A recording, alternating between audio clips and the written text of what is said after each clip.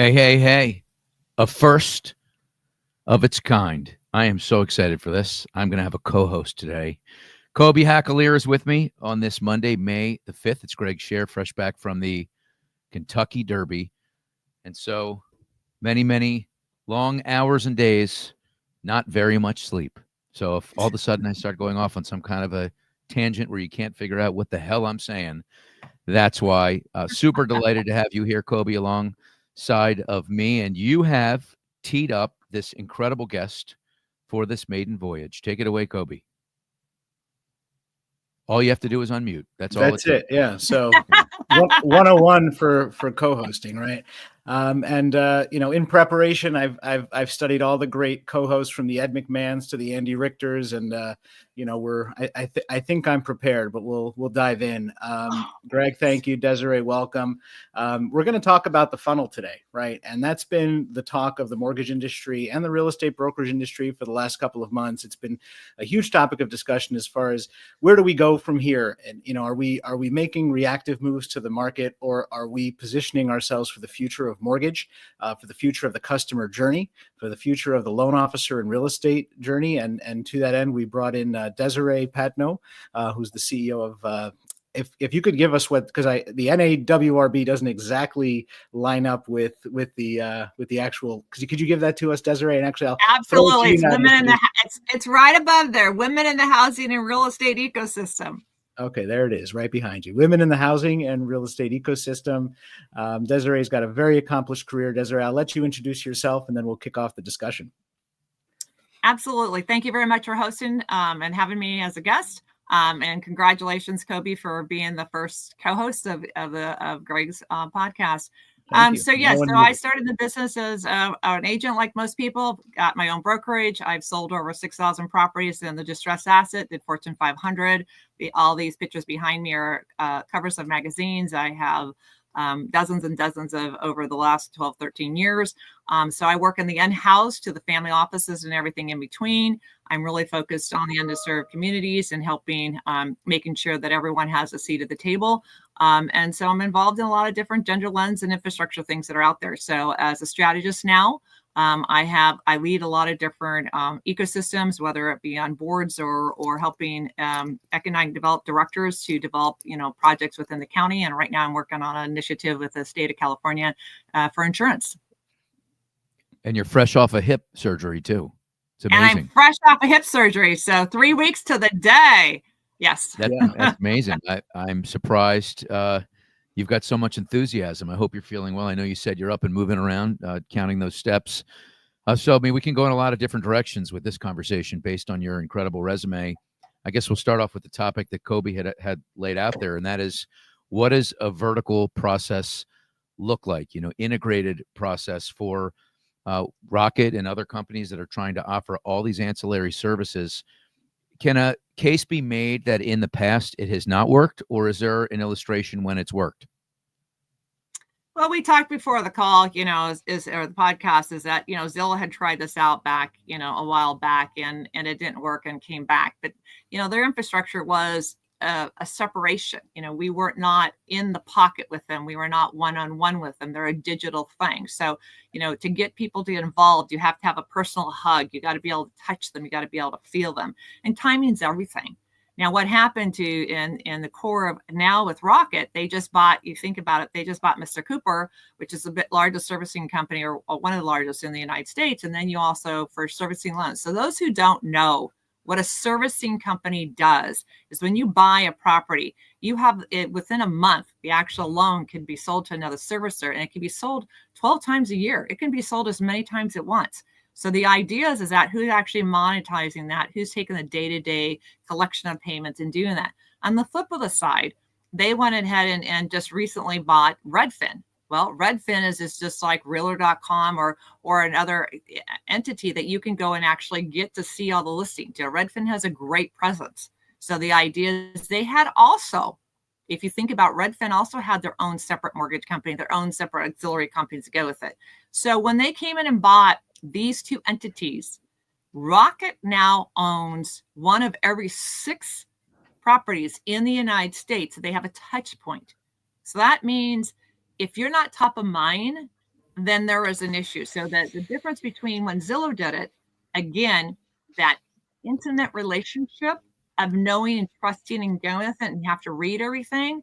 A lot of people don't like that. They want to see and feel the people. So if you think about it, Quicken Loans, when they came over to Rocket, they divided into, I want to be with the people. And so it was incredible when Bill Emerson was the chairman of MBA back in 2015 to 2016. You know, he was in the thick of things. MBA is one of the greatest for the finance industry. And the idea is that when you're in the what do I call it, in the funnel, as we're going to call it, to connect with everyone at the highest levels to the people below, it makes a difference. So I believe timing's everything. And right now, with the biggest disruption of real estate, with the NAR lawsuits, with the, okay, what we're going to do is Zillow with you can't be off market and then go on to a private and go on to their website, all the challenges that are going on, anything goes now. And that opportunity, I believe, is where I think it was the perfect timing for them to buy them. Well, you said something interesting, Desiree, about Zillow offering a strictly digital plank, but these acquisitions by Rocket have more of a personal and customer touch to them. And I think that that's an important point, because a lot of us have been talking about, you know, how this move is actually more of a digital move, right? We're controlling the funnel because now, you know, Rocket acquired Redfin's 50 million viewers on their website every month, right? And so we were talking about it from more of a digital standpoint and less about how it does impact people from the hug you called it, right? So I think that's an interesting way of looking at it, in that, is this really a people play versus a digital play? We didn't have digital like we have now. Digital's accepted now. So the younger generation is very digital. I mean, you know, our kids are growing up with phones. I mean, everything, you know, you think about your smartphone, you know, you think about that computer is everything. When we were back in the day, we didn't have that. So now I want instantaneous gratification, and that phone is going to give it to the digital market's going to do it. But remember, you have a platform to where not only has Quicken Loans, Rocket companies have established them with several hundred different kind of companies. So it's not just the Rocket company that is a entity of the mortgage side or the digital platform. They have other companies that you get a touch point. Oh, you're part of this bigger play. You're part of this bigger play. You're part of this bigger play. So it doesn't have to be direct. It just has to be, oh, I'm part of a bigger infrastructure. Well, that's where that personalization comes. Interesting. Well, you mentioned you've been a part of 6,000 real estate transactions. Did I remember that right? Yes. So I'm guessing in a lot of those transactions, you really developed a great relationship with the client on the other side. Is that a safe assumption, or was it, you know, arm's length distant? A lot of my business came from Fortune 500 relocation in the initial days. And then the bulk of it after that came from distressed assets. You want to talk about a personal relationship? You want to talk about eviction? You want to talk about dealing with a battered wife? You want to talk a mother? You want to talk about what to do with the animals and the kids and that whole stress factor? That is a very, very personal relationship. And so if you look at the current wave that we went through COVID, it was very similar to the impact of what we went through to the distressed time. You look at now with the federal layoffs and things like that, that is also a very emotional and very distressed time of talking and communicating. So those people skills to actually get into the core of people. I mean, I'll give your listeners a secret. You want to attract someone's attention. You talk about Alzheimer's and dementia. You'll talk about something that affects someone in someone's family in any capacity. You will get their attention. Well, the point I'm trying to get to, though, is that the direction Rocket is going in, and I've got just a tremendous amount of respect for what they're doing over there, but you know, it smacks of a transaction more than it smacks of going deep with clients in the way that you have over so many years, almost 4 decades. So how do you view that lens? Like, do you see a time where digital natives, it's what you're talking about, Gen Z, first ever cohort that has the phone in their hands, they like to transact through their devices. Do you see a time where the relationship doesn't really matter and it's all about how can this be efficient, quick, cheap, and vertically integrated so I can take care of all this stuff in one shot? Let's pray not, because if it does, we're not going to have kids. We're not going to have the excitement of life. Okay. So to your point with the, the transactional side is that the digital footprint, to have that one-on-one, we're going to call it, you have to have top of mind. So the top of mind on a digital footprint, oh, that's right, Rocket Mortgage did this. Oh, that's right. Redfin's this. Let me go call someone. Let me talk to someone. Then we get that personalization versus then. And if you elect to be digital versus then be in person, remember, someone who's in my generation, 65 and above, they usually like to be touched. They usually like to be, held and gone through and have that one-on-one take time. A lot of people now that they want quick and easy, they want to be able to buy a car online instantaneously. They want to have something done. And the disconnect is you have to be able to work in so many different verticals right now to be able to resonate with them. So I believe because there's so much competition, Rocket is saying, if I can get you in this vertical and I can't get you in that vertical, but then you got tired of seeing that same vertical, I can now touch you in another vertical. And that's how I believe it going, because you lose touch with your agents because they retire or they get out of the business or something happens to them, or someone comes up with a different kind of loan program, or someone is in the thick of things of knowing.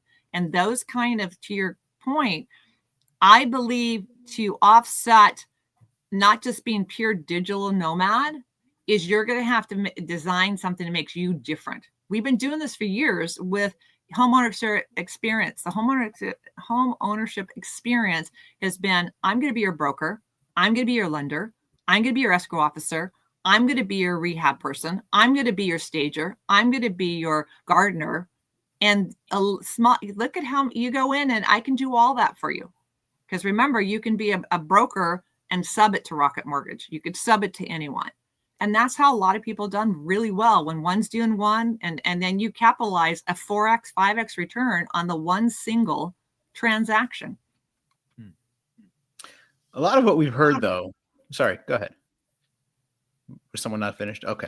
So a lot of what we've been seeing though is, this kind of on the other side of the argument, and if there's an argument to be had, right? But there's a discussion, and the discussion is centered around the fact that, okay, Rocket's now got, 4% market share. Their stretch goal is to somehow get to 8. At some point, 12, 13 years ago, we saw Wells Fargo with an above 30% market share.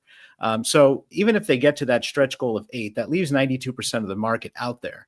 What does that rest of the 92% market look like? Does it look like a market that's going to, a high tide makes all ships rise and everybody starts to look at this down funnel strategy? Or do those companies try to look at it from a more person to person, boots on the ground standpoint and say, all right, well, we're gonna take the rest of the market that isn't interested in this digital journey, and we're gonna actually engage them where they are?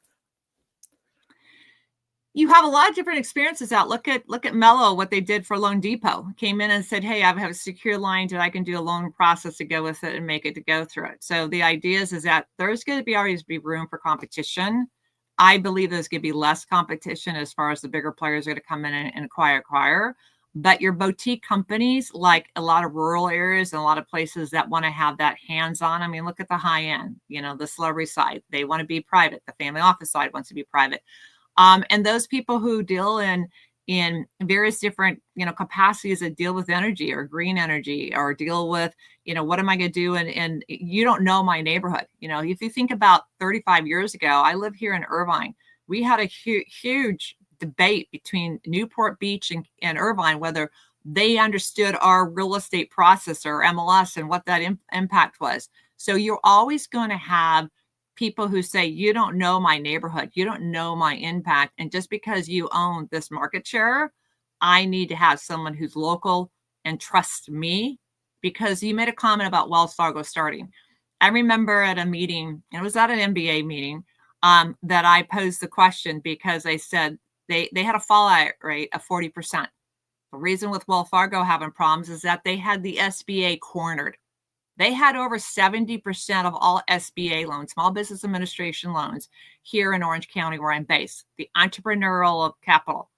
And the issue is that when they lost that market share and they started losing some of that, they had issues. So how do you get that retention? So what happened is they went after and they said, if you were to pay the agent but you can't under RESPA a way to work on the lower end versus then just on the higher end. Because remember, you were paid based on a commission based on the dollar ticket item, not based on, a flat fee or things that are changing now with their new rules. Is the idea is that why go after the small stuff when I can go after the big stuff? And so that's why one of the reasons they had such a huge fallout rate. And so that changed the market. So now there's no discrepancy on the price point with Rocket done. They have done that up and down. And I believe that to the point of the other 90% market shares we're talking about, there's enough room for everyone to play. But what makes me different? I mean, I go places and I dress a certain way. And it's Desiree because she's a fashion icon. And look at my pictures behind me. So the idea is that, are you going to stand out and makes you different? You're going to attract that following that's going to love and trust you, because this is a personal service relationship. Mm-hmm. And if we're debating whether it's digital or not, the idea is that, how do you remember me? Because you're being inundated so quick. It's a turn of a 10-second, a 3-second flip. Coby is also a fashion icon. All of his pictures are behind him as well. You notice how many are back there, right? I'm losing out big time from a ratio standpoint to Desiree, but still earlier on in my career, I guess. He does have great hair, though. As a former model and someone who has more designer clothes, and we can go on and on. Fortunately for me, after 4 kids, I still have the same size as I had back then, for the most part, not complete. But the idea is that it's the love of life that gives me confidence. We talk about energy. I have a contagious energy in real life. If That's we good. don't I can exude feel it. that, Yep. It's and we're not in real life. This is just literally on a digital platform. But if you're not, if you're not projecting something that makes you remember the experience, then why? All right. So Desiree, you've been in the industry almost 4 decades, right? You've seen it all. You're still very much ear to the ground, involved in the day-to-day. So I want you to tell us what this looks like in 5 or 10 years. Is it going to look a lot like today, or like as you look out onto the horizon, are we at a centennial moment here? Is this a moment we'll always remember as when the mortgage business really started to pivot and morph into something different? It's interesting you say that, because I haven't even thought it that way. I've been giving much thought. Private equity's coming in a big time, overtaking a lot of the institutional lending, even in the resi side. And how we transact and what is important to us is very different. I believe in the future, individuality will always be there, because you still have to, otherwise we become bland. We become, you look at the fashion industry, everything looks the same. Where are we standing out? What makes us different? So why would I go to someone different if they're going to charge me less, or I can do it without you and be, removed? 5-10 years down the road, I believe it's going to be geographically dependent in some ways, but I also believe that you're going to have, the stuff on the side versus in the core. I believe that the ease of buying a house, the fundamental checklist, and the consistency of what's out there is going to be more mainstream. And I believe those who have a different lane. Now, do I believe, I personally have in the belief that every broker, every real estate agent should have a 4-year degree. I don't believe you should be out there processing and dealing with what we have in depth. So I think that changed. But as far as dealing with, I think you're going to have a lot of the people who are doing on a social sphere are going to be removed. I think you're going to get more people who are in the pocket. But as far as the finance funnel title, I believe that we're going to see to where you're going to be sharing of homes. I think people aren't going to be put them as an experience that they're going to be set and dry. But I think a lot of that has to do with the next 4 years. I really think that what's going on in the global scene and what people value is up for grabs right now. So, but from our perspective in real estate, I think that, what we allow and what we don't allow right now, the gloves are off. You have a lot of opportunities. So if you want to do something you couldn't do 5 years ago, you can pretty much do it today. Yeah.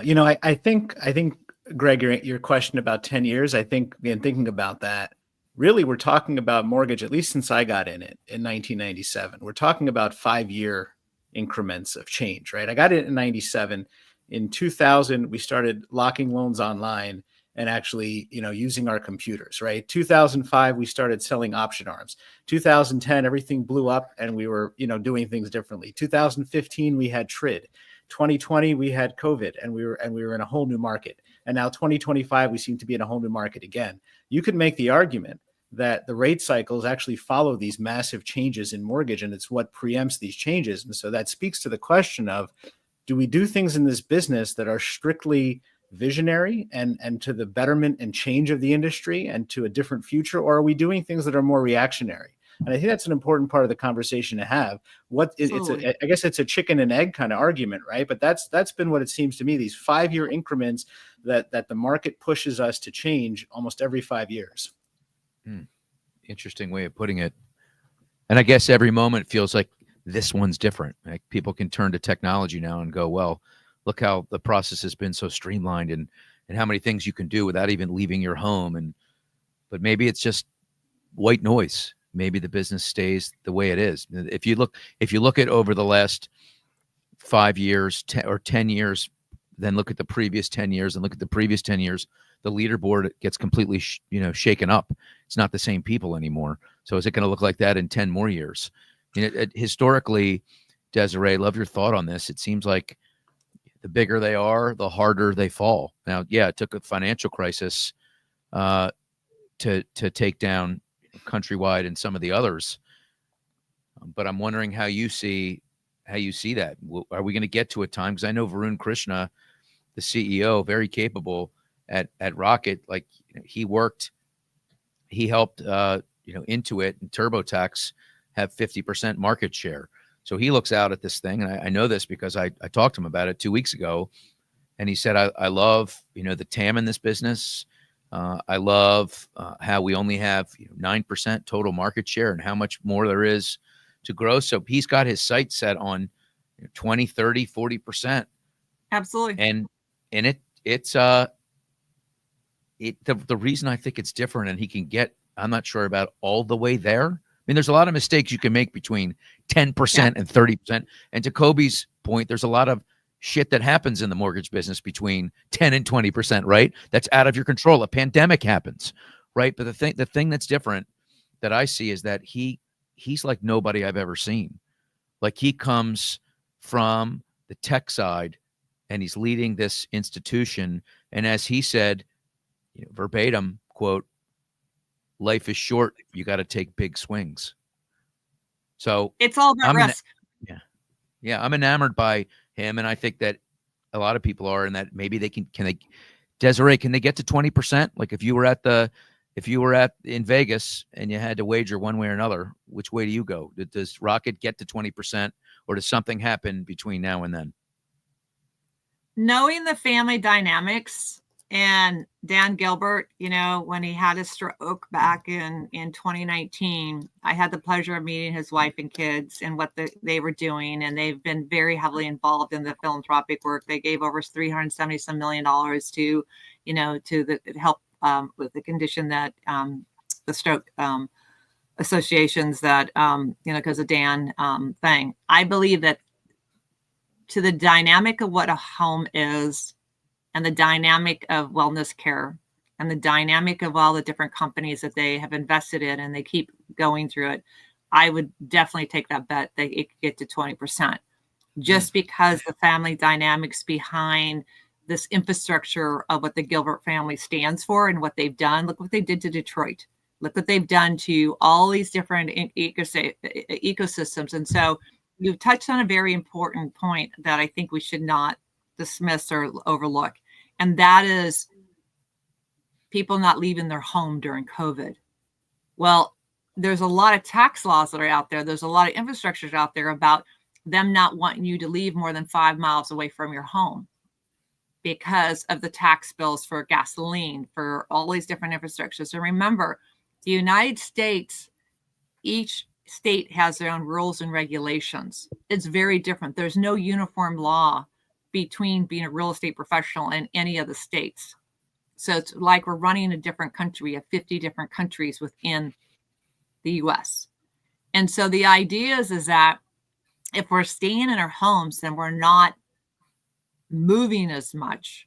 Then the access of what our home provides to where it becomes a provider, it becomes an entrepreneurial place to do business. It becomes a playground to where I now have the joy of being everything in my home versus before you went to work physical location, even though return to work as you are. And now you have the manufacturing trying to come in and trying to change. I believe the fundamental base core of a home is changing. So yes, I believe they can come up to 20%, but I also believe that the future of real estate is going to be very different. If you're not involved, I mean, think about this. 40 years ago, you were not allowed to give advice. You could give 3 referrals and that was it. Now, if you're not heavily involved in the ecosystem, the economic development of that city, town, and know everything about it at your fingertips, then you could lose a client like that because you're not in the runway of what's being done and how it's being done. Yeah, I think that speaks to an argument against, right? I mean, I think the fact that there is so much competition that is striving to be better every day. I look at the companies that are building their own tech. I look at the companies that are figuring out how to get their message in front of customers. I look at the fact that, Angela Mozillo at some point at Countrywide took big swings, right? And I look at all of those factors, including the things we can control and the things we can't. And I just feel like we're in this more level playing field in mortgage. And I think the other players, the IMBs that are really gaining market share every day, the brokers are gaining market share. We're seeing the big banks retreating from the business and not really making the comeback we thought they were gonna start making with the loosening of some regulations. And I just think that we have a much more robust field of competition in front of us, and I think it's going to make it that much harder. I'm not saying it's impossible, but I think that level of competition and that striving for supremacy and local regional market dominance is going to make it harder for any one company to break that double-digit mark. Well, think about this. When's the last time you've seen anyone come out with a wellness or healthcare or kind of what to use with a house we're a silver population, right? And the idea is that as we're an aging gray population that's going through, I believe that having the right mix is going to be very helpful. Now, we talk about the IMBs, we talk about, the different playing fields. I still feel that the core infrastructure, look at Elon Musk. Elon Musk owns Starlink, Twitter, and Tesla. His whole ethos is to be the communication hub, that everything you touch or do to be able to talk without a pencil or a pen is, I'm not gonna be able to talk to you unless you go through one of his communication, physically or digitally. And that he controls that data. And so what Dan Gilbert and his team of many, many, many companies and experts is they're controlling that data. And the experience is about, in my opinion, is the healthcare side, is the thing that keeps it together. Because the number one thing of your family is that you have a health scare. You talked about my hip, but what someone had a heart attack? What would you do? Would you work with your children, your siblings, or your parents that you had to go and address something, right? That's a major thing. And that is real estate based. So we keep thinking as a home is a normal traditional home, but our home is no longer a traditional home anymore. You got to follow. That's where I think that we're going to have a big play. Yeah, I mean, if I'm trying to understand where you're going with that answer. So is what you're saying is that we need to think differently about the experience, and those that are able to think differently about the experience are going to emerge victorious? Yes. Interesting. Okay. And that was brought on by COVID and the fact that people stay more central to their homes. They do business there. They spend more time there now, or no? And COVID accelerated it. I don't think it was brought on by COVID. I think the fact that is that if you think about when's the last time you said, well, do you really want the experience of shopping? Look at shopping. Look at the retail market of shopping. As a connoisseur of culture clothes, to go out to the experience of shopping, man, I had my family, man. I had my stores, I had my personal assistants, I had everything. And that experience of just going, where are you going? Yeah, I'm going to Saks tonight and I'm going to go out with them. They're like, you're going to Saks to go out with them at the store? That experience is gone. And so the idea is that in itself is not for my mom. It's changing not. in the place. I'm sorry? I said, not for my mom. It's not. I mean, we could pivot into a completely different direction right now that, between shopping malls and commercial buildings that are empty, what's going to happen with all of that? Like, are those going to be leveled? Is that a way to address the housing crisis and the shortage of the 4 million or so properties out there? Like, I'll pivot here with you, Desiree. Give us your top 2 ideas for addressing the surplus deficit that we have? Of housing, definitely take what's existing and do what they do in Europe. Every single thing that's in Europe has to be recycled. They are not allowed to demo a building unless every aspect of that property is recycled in its fullest. So if you can't repurpose it because it's too hard, too whatever, to repurpose it from an office space or to a shopping center or whatever into some kind of resi and or facility to give strength and infrastructure to that community, then it needs to have a way to recycle that right now, because some of the problems is that if you look at the current market, it takes 5 to 7 years. Well, by removing the guardrails, we should be able to develop quicker, faster. It's one of the things that this current administration wants, to be able to develop quicker, faster without, high regulation. So you look at Pacific Palisades here in California, you look at Malibu.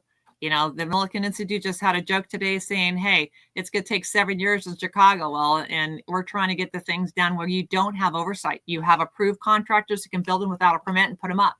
So if we can take those existing infrastructures that are, instead of decaying, take them and repurpose them into something. They don't have to all be resi. They can be a hybrid. Imagine if you had in-home daycare in a multifamily place to taking care of the aging population, young entrepreneurs coming in for infrastructure, and a place to display new art, let's say, and a place to take care, and the children can come up and take care of the aging population by giving them life, and a place that has an animal rescue. What is the greatest thing? I have 4 dogs. I love them. They are the strength that it keeps me going when I have a bad moment. So the idea is that you put it into Canada is good at this. They have entire buildings that are set up to every floor is set up to be something different. So to your point, you take those existing retail centers, you take those old buildings that have some decay, and you put them into a hybrid, into a multiplex of something, and not just be about entertainment and go crazy on it. And you could do it gradually. If you get the community involved, it becomes a more powerful thing. What do you think, Coby? What are your best 2 solutions to the shortage? Yeah, don't tell me you're a YIMBY guy.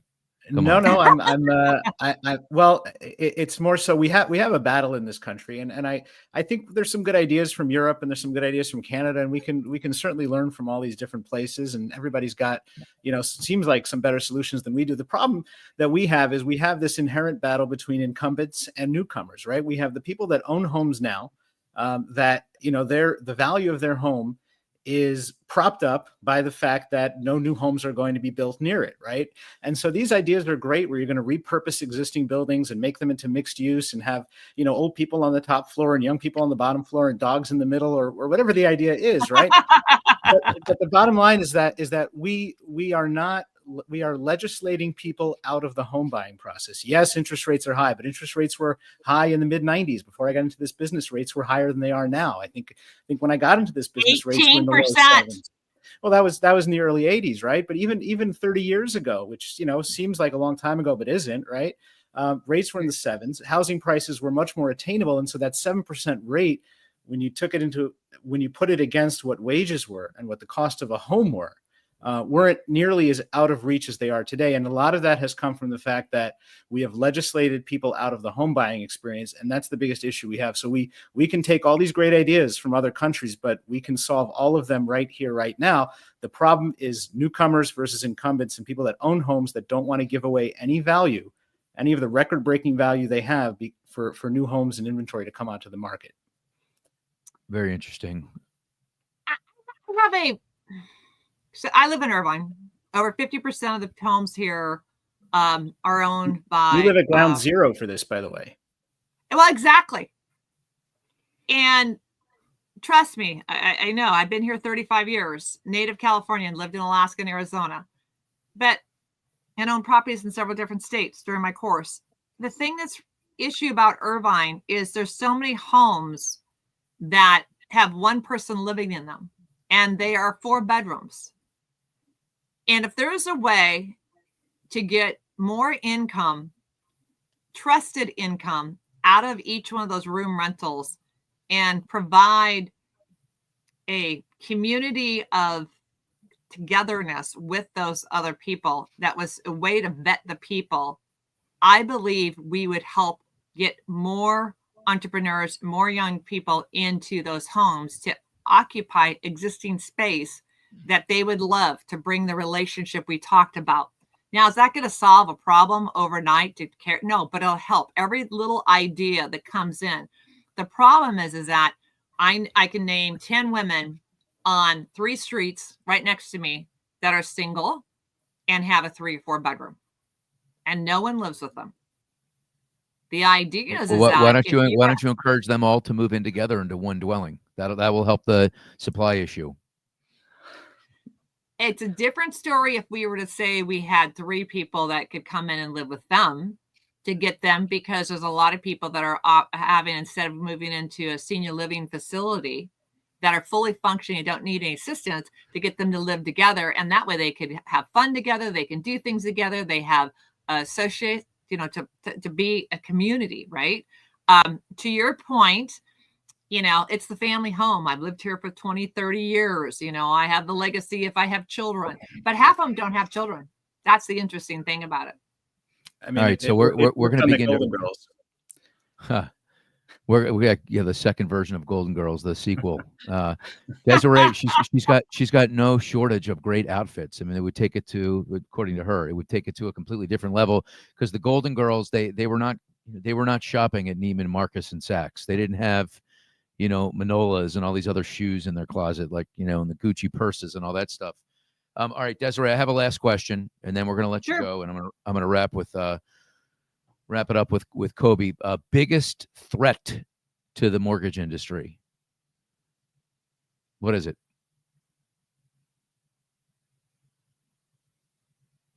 I don't know if I'd call it a threat. I think the biggest threat to institutional funding is private equity. Okay. If I were to throw it out there, I think that, there's so many different ways, of the new ways of doing non-traditional HELOCs, of doing equity share and assets, to do fractionalization of buying. I'm not going to do a reverse mortgage. I'm just going to do an equity and give you $500,000, $1 million on your asset. I believe that the private equity side coming in and saying that we're not regulated like the institutional side is, I think is going to really impact, like we see right now, that's coming on the bigger assets buying commercial assets versus the resi, and we're seeing that now. I believe the threat from the digitalization is going to be, in my opinion, between those 2 factors, is going to be the biggest threat that's out there. You got a closing question, Coby, or you want to leave it there? Yeah, I mean, I think that's an interesting topic to discuss, right? Because we saw what private equity did to this business, 15, 20 years ago, right? We saw how them coming in, although through the Wall Street door, what that did to our business and how it impacted the way we do business. So I think that's certainly interesting. But from so how do you regulate that would be my last question, right? We tried to do it, 15 years ago. We've been battling it out ever since on that. Now they're coming in the front door as opposed to the back. So what do you do?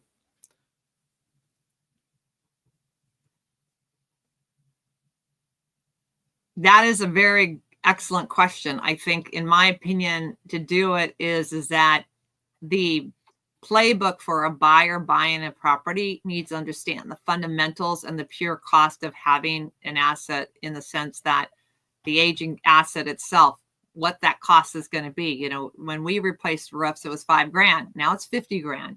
You know, what is that whole cost mechanics of it? And the idea is that if we can keep the institutional side to say, hey, we're regulated, we have a better, you know, we have a playbook we must stand in. If you're going to go on this risk, then that risk can become a liability to you. It's like the fight that's going on with Bitcoin versus then the institutional gold or whatever, you know, the backing of what the dollar is and everything else. It's a whole nother subject matter, not to go crazy, but I believe that you have to fundamentally look at what your risk appetite is. And that, I think that'll help for a short term. Long term, I think that we're looking at a very different dynamic right now. This has been great, Desiree. Really appreciate your time so much. Founder and CEO of Women in the Housing and Real Estate Ecosystem. Enjoy the rest of your day and have a wonderful week. And let's catch up again soon. Sounds great. Thank you very much for hosting, and I look forward to seeing you all again. Take care. Yep, I'm going to take you offline here, and then Coby, you and I will wrap it up, buddy. Well, what'd you think, man? Did you enjoy it? Did you have a good time? Yeah, I had a great time. What would you change? Did I cut you off? I think it was pretty even. I think if we went back and watched the tail of the tape, it was very close to 50-50. I think we did a great job. We didn't have a huge plan coming in. We kind of had a vibe of what we wanted to achieve. You coming off your weekend at the Derby, me coming in with a cold that I caught over the weekend. I hope that didn't come through. And our guest having hip surgery. And so, you know, we kind of all hobbled into the studio. And I think it came out okay. And I think we actually took the conversation in a lot of interesting directions. And there were at least 2 or 3 times where I thought that's a whole other show. You know, I think I don't think I would have done much differently other than maybe unmuted myself at the beginning. So, you know, that's one thing I'll live with. To the Derby, I consumed a fair amount of alcohol. I'm not a big drinker, but when I go to an event like that, I will have a few cocktails. So I feel like, you know, there's this thing called the Derby blues. When you get back from the Kentucky Derby, Monday is always dreary. It's you're always moving at a slower pace. I feel like I did okay. You know, I give myself an 8 out of 10 on this one, but I do feel like my face is very red. Are you noticing how red I am here? I'm normally extremely pale, but I think I look completely flushed here. No, I'm not saying that. I think your lighting is a little bit more even than mine. I might be a little too bright on my side, so I think you're actually looking like, you know, if I didn't know anything about your weekend, I would have thought you're looking good. Well, what's interesting about let me talk about your background for a minute. Yeah, and I don't mean your professional background, but it's interesting to me that somebody would create their own background with a picture of themselves in it. This may be the first time I've ever seen that. Maybe actually the second on one call, because Desiree had the same thing going on here. What's the thought behind that? Because I don't know that she had any pictures. When you move your head, you know, you can see this like blob following your head around. Why not just go with the normal background? Well, the answer to that is I've got a few different places that I spend time at. I've got 2 different homes that I work out of. And so to try to keep some consistency, you know, I created a background so that this way, when you see me, you know where, you know. Yeah. So you're part of the supply problem, man. You got 2 houses. What the hell? I am. I'm waiting for Desiree's call to tell me to bring in some roommates. The picture of me is just the cover from a news article that I write every couple of weeks. So I thought it'd be nice to just promote it, and that's what that's about. It's less about my face than my writing. Well, how can people follow your writing? Where do they go? You can see my articles every other week in realestatenews.com. They appear there. You can catch my LinkedIn posts every single day on LinkedIn, and hopefully going forward, you can catch me on here. At least every once in a while, depending on how I did. I'm going to push for it because I had a great time. Yeah, well, we're gonna see who the audience selects. This is like the dating game, you know.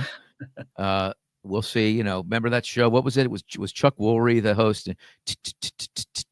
Oh, the audience picked you. Okay, you go out on another date, or you got to go out with the other person. That's right. If you want to go out again, we'll pay for it. Yeah. You know, the one thing she mentioned, Europe, right, and doing things the way Europe does it. Portable mortgages. I mean, that wouldn't that completely break the system? Like, I mean, I understand it's great if you can take your 3% mortgage with you, but aren't there just way too many hands in the cookie jar to rework and rewire the mortgage system? I have a hard time anytime I hear, and there's nothing against her answer. I think we should cherry pick good ideas when we see them from wherever we see them. But too many times in this country, we say, all right, well, here's how we can solve this problem. We'll do what Norway does, or we'll do what Germany does, or we'll do what France does. History shows that Europe doesn't always have the right answers as far as what they do. Our history shows that we generally do figure it out. And I think that rather than, in healthcare included, right? I mean, if you, we talk about healthcare, right, all the time about how, Europe's got this great, socialized medicine, and it doesn't always translate to this country. We are a unique experiment, and we've been so for 250 years, right?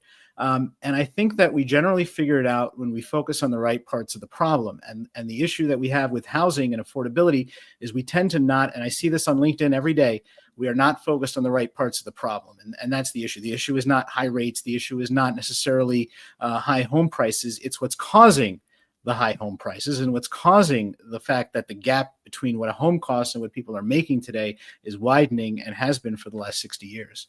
And I think sorry, you take exception with some of the stuff going on LinkedIn, huh? I always do. It's part of the fun of being on LinkedIn, right? I mean, you see these opinions and you get fired up about them, and you just, it inspires your post for the next day. I mean, that's just that's typically how I do it, and how I operate. Lots of armchair quarterbacking on LinkedIn. LinkedIn's a beautiful thing, though. I do the same social thing. Media is, we're all out there, flexing, giving our opinions, jumping in other people's threads. It's fun. Yeah, I have. If you want to look back a year ago, I have all the answers for what people should have done a year ago. And I'm really good at that, right? And I think that what makes a fun conversation is thinking about what the next 5-10 years are going to bring. And I think that was what today was about, was trying to figure out, what does mortgage do, in the next 5-10 years to stay vital, to stay as a central part of the homeowner experience. And what does that homeowner experience look like? I don't think any of us really know. And a big part of that is another problem that we're not looking at is we're not hiring enough younger people into the industry that are speaking the language of the younger people that are wanting to buy homes. And we've all but written them off and said, oh, well, millennials don't really want to buy homes. That's not true. All of the polling and all the surveying has shown us that's not true. The issue that we have is we don't know what they want because we're not a young enough industry to really be communicating with them on the level they need to be communicated with. True. I wonder if I make this light a little bit brighter, if my nose will look a little less like Rudolph the Red-Nosed Reindeer. I'm going to try that. Let's see what happens here. Get a little brighter here. Huh. I wasn't seeing, like I said, I thought you had some even tones going on. A lot of people would think I look the best like this. That's my kind of lighting. I would love that. Next week, Mark McCardle is going to join us. You know who that is? I don't. He was the assistant director. Oh, I do. I've seen him. I've met him. Yeah, at Mortgage Markets, the CFPB from 2017 to February 2025. I was going to say he just resigned, and right after I was on a webinar with him in January.